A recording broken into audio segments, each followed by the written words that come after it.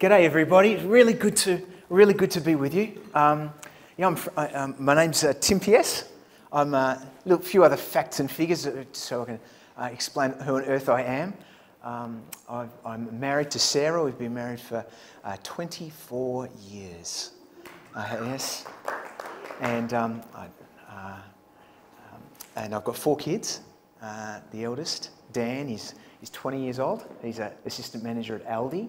So make sure you buy from Aldi, not in Victor Harbour, but out in Kilsyth.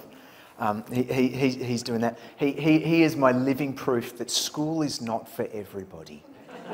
I would, if they gave it like a parenting exam, like before I became a parent, which actually I would have quite been happy with that. So I'd get a few tips leading up to it, rather than if you've had kids, it's like you basically make it up as you go, basically, or you panic read books. But I would have got the question and the pre-parenting exam, school isn't for everybody. I would have got that answer right because it's not for everybody. Dan helped me learn that lesson. He helped me sear it into my soul. So he finished up halfway through 11. The most surreal moment in my parenting life was when, because he finished when he's 16, and so you got to, in Victoria, I don't know what it's like in the rest of the world, but in Victoria, you got to, if you leave school at 16, you've got to move across to another training institution. And he was working at Macca's, so God bless Macca's. I don't know what Macca's is doing to our diet, but their training is fantastic. And so anyway, I remember it was the evening. I could take you to where I was. I'm signing the papers for Dan to leave school, and then I go down the hall to my daughter Emma's room, where I helped her do an analytical essay on Midsummer Night's Dream. I'm just going, life doesn't get weirder than that. So Dan's 20, Matt's 19. He's just started as an apprentice carpenter. So that's exciting. And Em is doing year 12. Year 12 is quite stressful. It's quite stressful. I thought it was stressful when I did it, from like the inside. But being closely associated with somebody going... Matt did year 12 last year, and he passed year 12 in every sense of that word. In the sense of a mark over 50 is a mark wasted. That's Matt. Matt was year 12, he lulled us into a false sense of security around year 12. Yeah, you just sort of ease your way through it, really. Emma's not easing her way through it. But more importantly, she's not easing us through it. That's it. She's awesome. Has a personality the size of Western Australia, so it was quite the challenge to do COVID for 2 years with Emma, climbing the walls. But she did well, we all survived. And Josh, my Josh is 13. And he's my movie watching buddy. So the other kids, they don't care about movies. What's the deal? So Josh gets them all. Like, I don't even bother asking anybody else whether they want to go to the whatever new Avengers movie or new whatever movie. You want to go? You want to go, Josh? He goes, yeah, excellent, let's go. So he gets them all. So that's me. And I've been at Crossway Baptist Church for 20 years on the staff team there. The first 10 years I ran all of our music and our production and our Sunday services. So as far as a lot of people at Crossway were concerned, I invented the drums and the get louder switch on the sound system. And then we had about 10 years ago, so for 10 years that, and then about 10 years ago, we had quite the existential Baptist crisis as a leadership team around how do we make disciples? And I say this to make a more point, not because who cares. We're the biggest Baptist church in Australia. And the senior leaders, we went away for a weekend.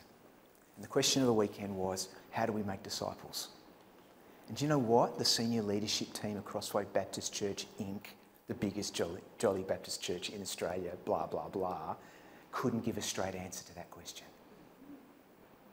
We could do a whole lot of stuff, and a lot of the stuff was good. But clarity on how do we make disciples, we couldn't do that. The 2 words that spring to mind to describe that leaders' meeting were pathetic and shameful. Because that's the main game, isn't it? Like, go into the world and make disciples of all nations just quietly. not run a program. Not draw a crowd. And I don't know if you're a numbers person. I'm not really a numbers person, but there was this there was this number that would keep me awake at night because we were a big old church and all this. And the number that would keep me awake at night is this. The church in Melbourne, this is 10 years ago, this data, but I think it's probably true. The church in Melbourne is shrinking by 90 people per week. Across Melbourne, the city. That's the churches, altogether the church in Melbourne, shrinking by 90 people per week. And what that number would say to me, and literally would keep me awake at night, was we can draw crowds, anaesthetise ourselves, do better than most, while Melbourne goes to hell. Which might sound emotive, well, I suppose it is, but we might have had that pathetic, shameful conversation. But the wonderful thing about this is probably my proudest leadership moment, because we had our crucial conversation and we wrestled with the truth of our current reality.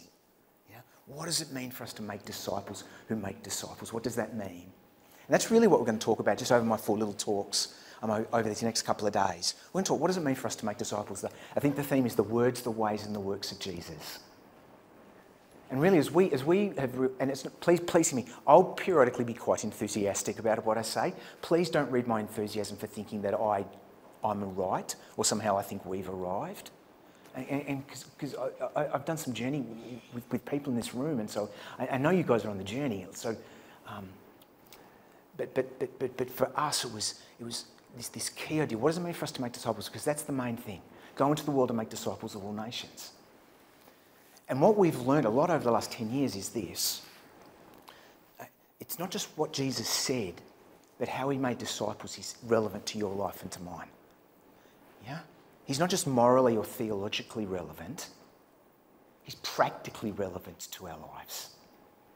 And we describe, for us, back in the day, we talk in the little sheet on the front of your little booklet says, the words, the ways and the works of Jesus. 10 years ago, we wouldn't have said the words, the ways and the works of Jesus. We would have said the words and the words of Jesus. Give us the words of Jesus and then the words of Jesus in Greek. And then could you exegete the Greek words of Jesus? And then could you put them in some fancy alliteration, words that all start with the same letter? Could you do that? And then we'll give you 3 words of application to do it. The words, and the words of Jesus. And so that language for us, words, ways and works of Jesus, is really, really helpful because he didn't just come saying a whole lot of stuff. Otherwise, he would have just preached the Sermon on the Mount, skipped the fluff and gone straight to the Great Commission. But he didn't do that because the Gospels are not fluff. And when he said to the disciples, go into the world and make disciples of all nations, I think Acts and the rest of the New Testament bear this out, their reaction was, I reckon we could have a crack at that. Like, really? And it wasn't like they were experts. They were, and this is they were ready. But they reached the biblical standard of ready.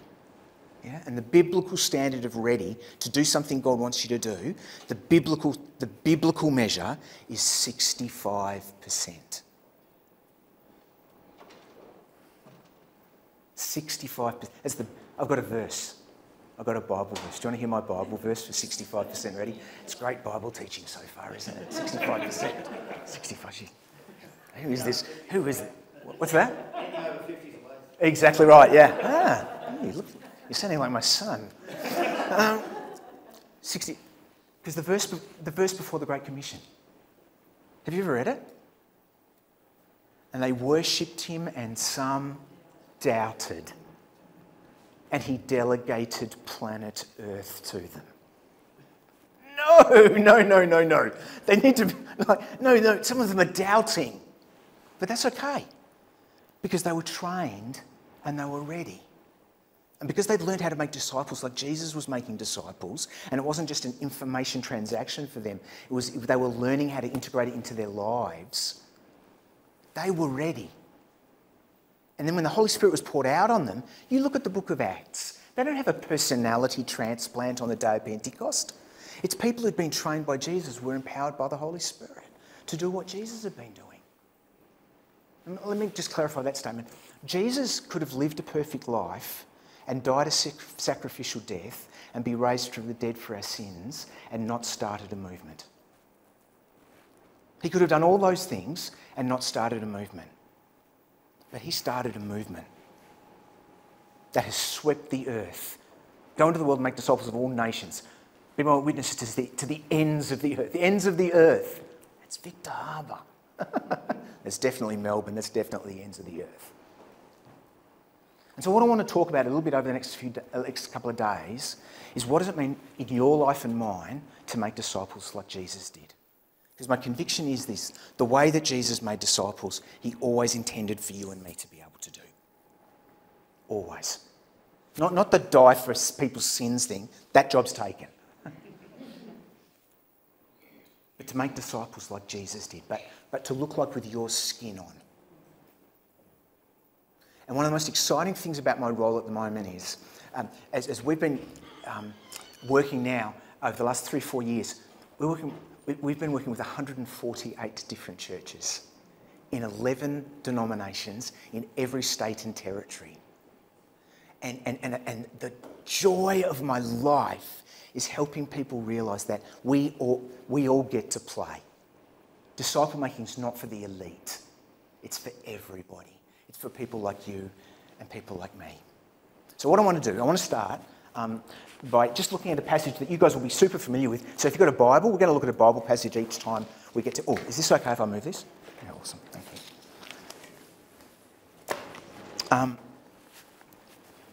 So Mark chapter 1 we're going to look at tonight.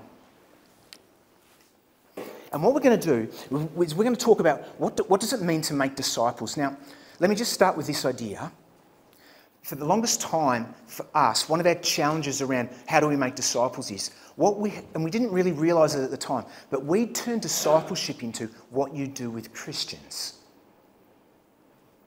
Evangelism's what you do to non-Christians. Discipleship's what you do with Christians. Now, that's cool. It's just not the whole story. Because, and somehow, you guys would be smarter than us, but somehow we'd missed the Great Commission that says, go into the world and make disciples of all nations. Embedded in the idea of discipleship as Jesus described it is not just discipling Christians, but learning how to disciple people towards faith. Yeah? And so what I want to do is start with this idea. Discipling, making disciples, is discipling people towards faith, discipling people to live by faith, and discipling them to pass on what they've got. That's discipleship. It's the whole 9 yards. Yep. We disciple people towards faith. We disciple people to live by faith, to grow. But our own growth cannot be our highest value. And for the longest time, my highest value is my own personal spiritual growth. It's unbiblical. Like, it's not that it's not important, but you've got to pass it on. If you're going to do what Jesus was doing, if you're going to hold to what the New Testament talks about life, you've got to pass it on. We are not reservoirs, we are conduits. And actually, it's interesting, most growth happens as we pass it on, rather than keep it for ourselves. And so what I want to do the next few days is talk about the bit. Now, if that's the whole sweep of disciple making, I want to talk about this first bit, discipling people towards faith. Because one of the most exciting things that I see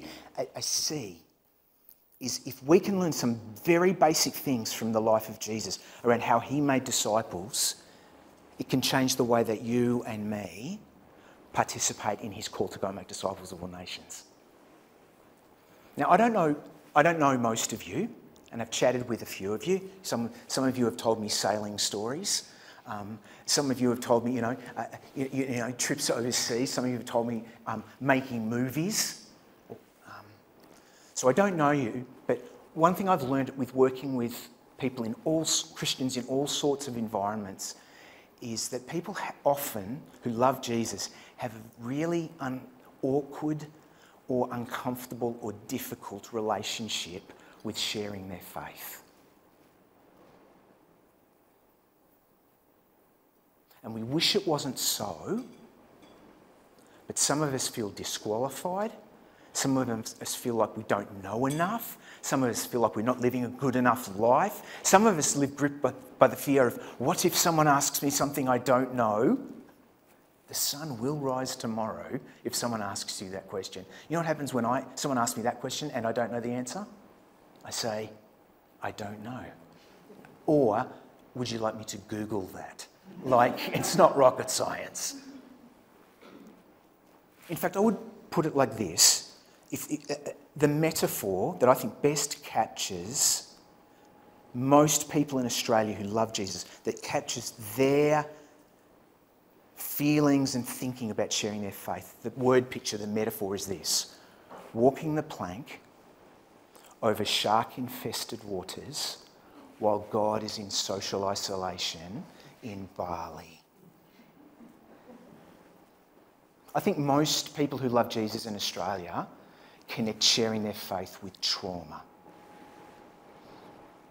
I'm disappointed, I've never done it, I should do it.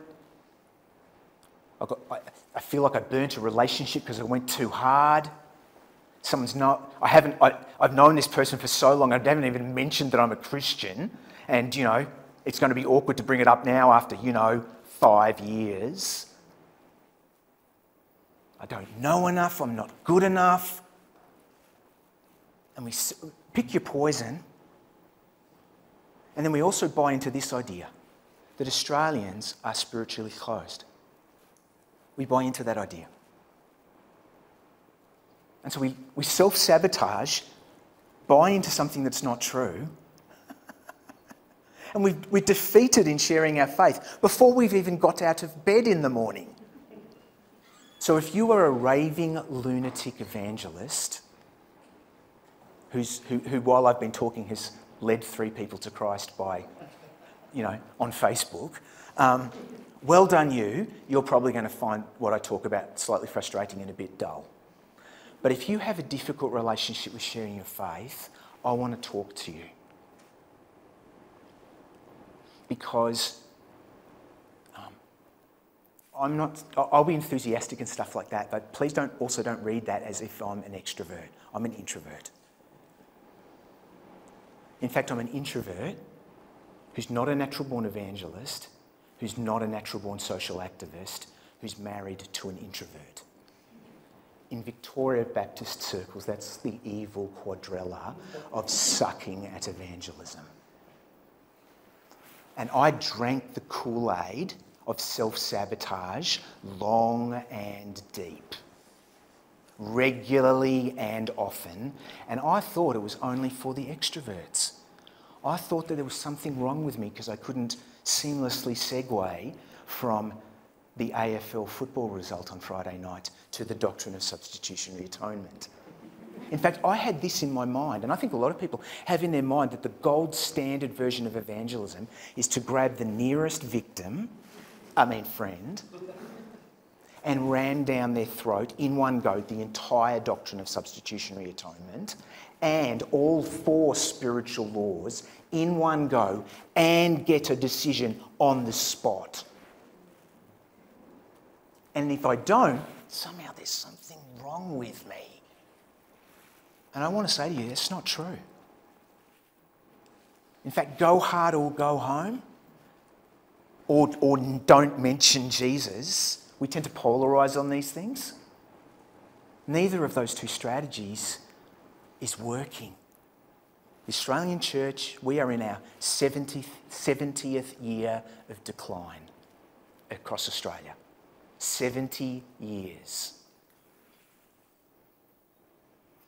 And the research says we've just plateaued. Isn't that depressingly good news? We're at the bottom.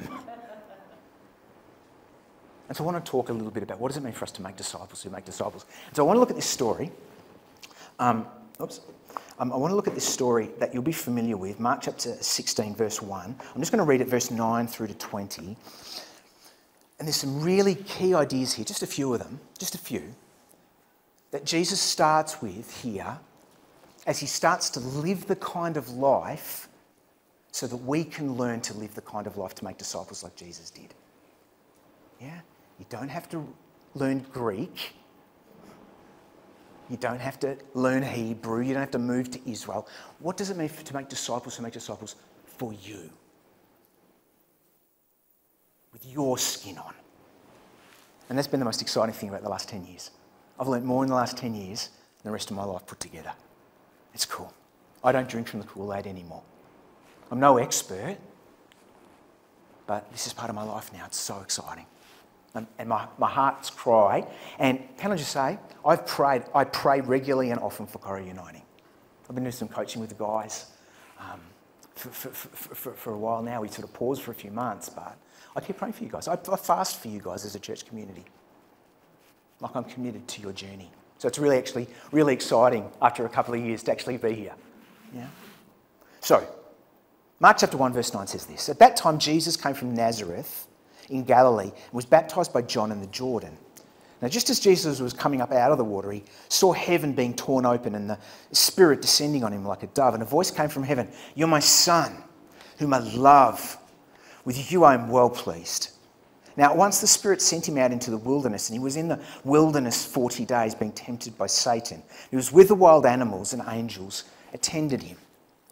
Now after John was put in prison, Jesus went into Galilee proclaiming the good news of God. "The time has come," he said, "the kingdom of God has come near. Repent and believe the good news." Now as Jesus walked beside the Sea of Galilee, he saw Simon and his brother Andrew casting a net into the lake, for they were fishermen. "Come follow me," Jesus said, "and I will send you out to fish for people." Now at once they left their nets and followed him. And when he had gone a little farther, he saw James, son of Zebedee, and his brother John in a boat preparing their nets. Now without delay he called them, and they left their father Zebedee in the boat with the hired men and followed him. Now I don't know how you read stories like that. A lot of people read stories like this in the Bible, and they're looking for three characters: Batman, Robin, and the loser. And generally, the two characters who appear in the Bible story are Batman and Robin, or Wonder Woman and the Green Lantern, depending on your flavour of superhero. And the loser is always me. And I read the story like they're superheroes, and like I'm some loser who could never do what they're doing.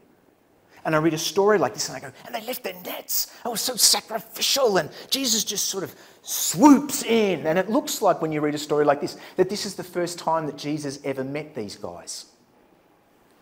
But it's clear from the four gospel stories, it's not the first time that Jesus met these guys. I love it. There's four gospels.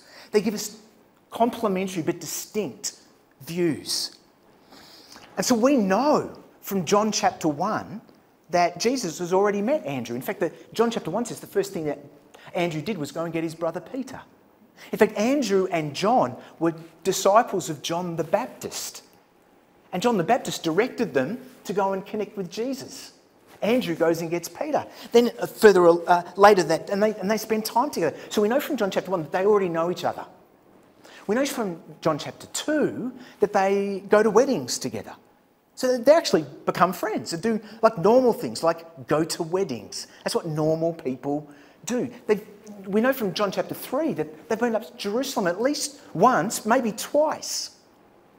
And that they've headed back to Galilee, and en route they stopped at a well in Samaria, and Jesus had this profound conversation with a woman at a well that changed a village's eternal destiny. We know from Luke chapter 4 that Jesus has already been at Peter's place, accepting his hospitality. And in fact, when he went round to his place one day and they were sharing a meal together, eating, no doubt laughing, no doubt asking questions, no doubt telling stories, we know that Peter's mother-in-law wasn't feeling very well, and Jesus said, "Would it be okay if I prayed for her?" And he healed her, and she was so healed that she got up immediately and started helping out with hospitality. All that happened between verse 13 and 14. How's that for an editorial decision on Mark's behalf? In fact, the gap between verse 13 and verse 14 is at least 12 months, probably as much as 18 months. So if we read a story like this and feel like Jesus is like swooping in on his magic carpet and just randomly calling these people out of the blue, and it's so amazing. Don't get me wrong, Jesus is amazing. But he also does really, really normal stuff, like this. You know what he's doing? He's visiting his friends at work. They're fishermen. It's the Sea of Galilee. It's where they work. He's visiting them at work. And so it's this fascinating thing that what you will see with Jesus, and we'll talk about this over the next couple of days, but you will see all the way through the Gospels, or then all the way through the book of Acts, and then embedded in the worldview of the New Testament letters, you'll have this key idea that I think makes it so much simpler, not easier, simpler to start discipling people towards faith. And it's this idea: God is already at work. And what Jesus does is looks for the signs of where is God already at work.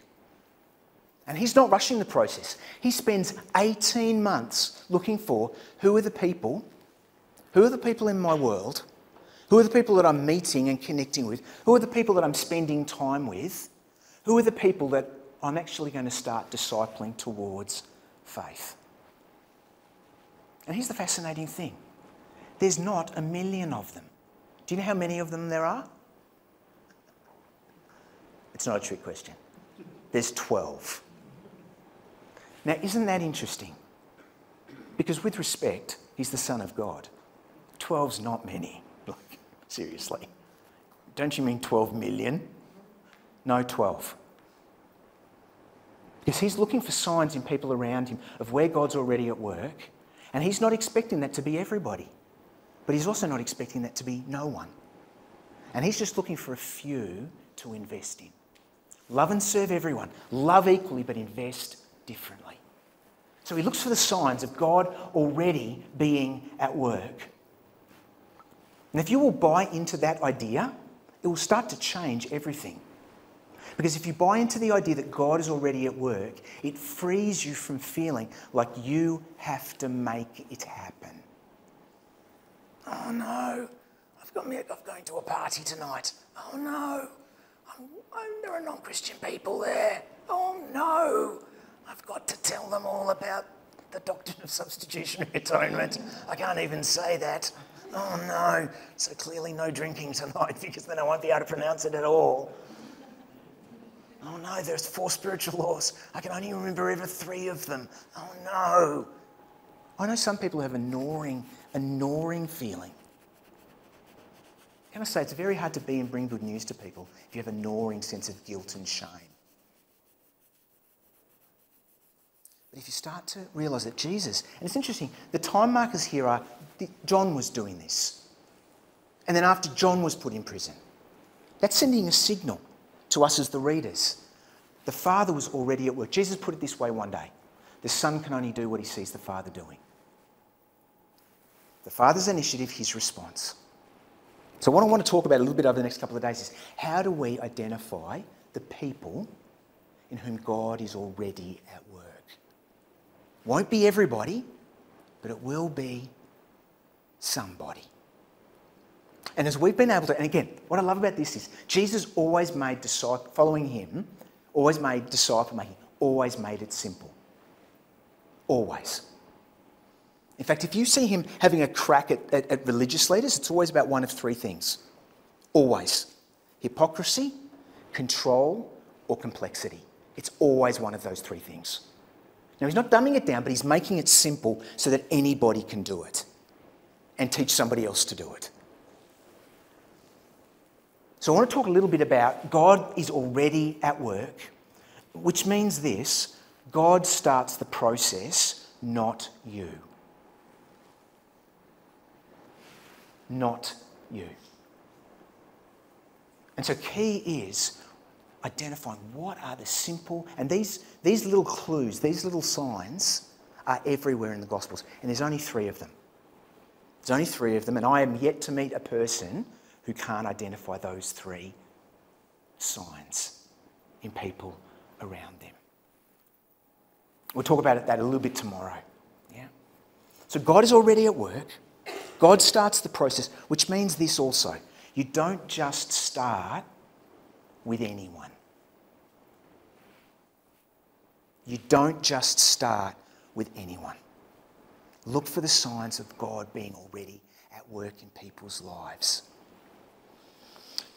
One of the great joys over COVID, as if there can be any joys, but one of the joys was that I got to spend a little bit more time with my 80-year-old aunt, my dad's only sister. My dad's passed away, but Caroline, my dad's only sister. So 80 years old, card-carrying, sorry, this is not a political statement, card-carrying member of the Victorian Labor Party. She says to me, Tim, I like Dan Andrews. He just needs to move a whole lot to the left. I said, not quite sure there's much room to the left, Caroline. She said, well, he needs to find it, Tim. He needs to find it. Been in her 80 years to church a collective total of 3 times. In her view, for most of her life, Jesus is a mixture of 2 people.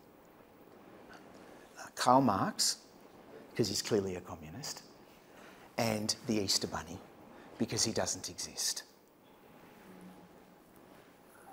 And yet she started showing these signs over spending time with her over COVID that got to the point where I asked her a question that we'll talk a little bit about, but I actually asked her to read the Bible with me. I said, I'm looking for someone to read the Bible. I don't know whether you'd be interested. Do you know what my 80-year-old old school socialist aunt said to me when I asked her that question? Yes. I almost fell off my chair, fainted and screamed all at the same time. And so we would meet every week or so over COVID, and it was great because I got to be her primary carer. And as we read the Bible, I didn't become her primary carer to read the Bible. It was just part of the journey. And so we would read our way through, just about 10 or 15 verses at a time, through the Gospel of Mark. And over the course of COVID, she made this journey towards Jesus and the cross through the Gospel of Mark, with some bumps and ups and downs. And we got to this moment last year where the most obvious thing in the world was for her to put her trust in Jesus. And again, I almost fell off my chair, screamed and fainted at the same time. And I'm an introvert who's not a natural-born evangelist, who's not a social activist, married to an introvert. But people like me, and if you have a difficult relationship with sharing your faith, people like you. And I want to talk about the just simple ways of us identifying where God's at work, finding simple ways to have purposeful conversations, not manipulative conversations, purposeful conversations, because sometimes people find it difficult to have personal conversations. Have you noticed that? And we can read that as people are closed. Lots of men in Australia only ever have a personal conversation when they're in crisis or drunk. And so we then delve into faith or values or purpose and wonder why we get, hang on, and all they can come up with sometimes is, don't talk to me about God. We weren't talking about God. It's like, don't go into that interior world. That's called difficulty. That's called pain. That's called awkwardness. That's not, by definition, closed. And I want to talk a little bit about how you don't have to be a social worker or a therapist to find just ways of being able to help people actually maybe discover that they're actually a little bit more open than we give them credit for. Yeah. So God's already at work. God starts the process. We don't just start with anyone, and then we find out who God is already at work with, which is where we're going to land a little bit tomorrow. One of the funny things is this. Again, part of the challenge is for us, how can we make someone, and for me, one of the best definitions of discipleship I can come up with is this. It's helping people discover Jesus for themselves. And that's a lifelong pursuit. That's a lifelong pursuit. But I remember one of my one of my friends. He was going to ask a mate of his to read the Bible with him. He felt like there were these little signs that God was at work. And he asked his mate, and it was fascinating. His mate says, he goes, oh, well, yeah, but he goes, do I have to be a Christian to read the Bible, like with you? And my mate goes, how's this? My mate goes, well, do you want to be a Christian? Do you want to become a Christian? And the guy goes, well, I don't know, I don't think so. Now, here's interesting, because my mate Andrew, he started to buy into the idea that God is already at work, that he doesn't have to make it happen. And if you want to help somebody discover Jesus for themselves, you want to empower them at every opportunity you can, not push when you don't need to, not try and make it happen, not try and get them to make a decision, because life's more than just about one decision. So you know what he said? Andrew's mate goes, oh, I don't know. He goes, oh, well, if you don't, like, that's totally cool. You don't have to be a Christian. Like, why don't we just not talk about that? How about we just read the Bible? And his mate goes, oh, yeah, I'd like to do that. So it's cool. So they start reading the Bible. And one of the things we talk about is we just read a passage and look for what stands out for us. And they were reading through the Gospel of John. And they got to that story of the running out of water at the wedding. You know, Jesus runs out they run out of wine at the wedding. And Andrew says to the guy, so what stands out to you out of that? And he goes, oh. So they've been meeting for a few weeks. He goes, oh. He goes, oh, the thing that stands out is running out of wine. And Andrew goes, why? And he says, because I've run out of everything.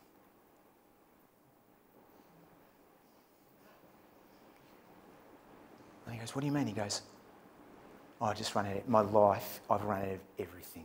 I've run out of relationship. I've run out of energy. I've run out of hope. I've run out of everything. And he goes, Andrew, I need Jesus. At that point, Andrew said, would you like to become a Christian? And his mate says yes.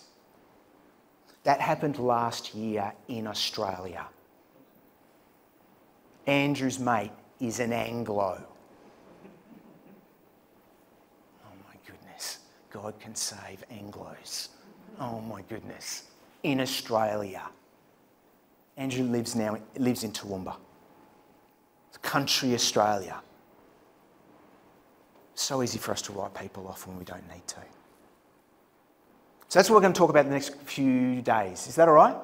So again, as we sort of go over the next couple of days, feel perfectly free to come up. Well, in fact, please come up and say hello. I'm an introvert. Yes, I'm an introvert. So my default setting is shy. That's my default setting. And I love. So shy. Once I get over shy, I get to have conversations, which I really enjoy. But the get over shy thing, be super helpful. But if you'd like to ask any questions about stuff, I give you permission. You can ask me any question you like. Any question you like. And I can't promise you a satisfactory answer. If I don't know, I'll say either I don't know or do you want me to Google that? Thank you very much. Thank you for listening to me. But I can't promise you a satisfactory answer, but I can promise you a straight answer. And I'd love to, I'm not trying to, but my hope is that there'll be some things that we talk about this weekend that will help you go, oh my goodness, there are people in my life who are more open to discovering life and Jesus than maybe I thought. We'll talk a little bit about that.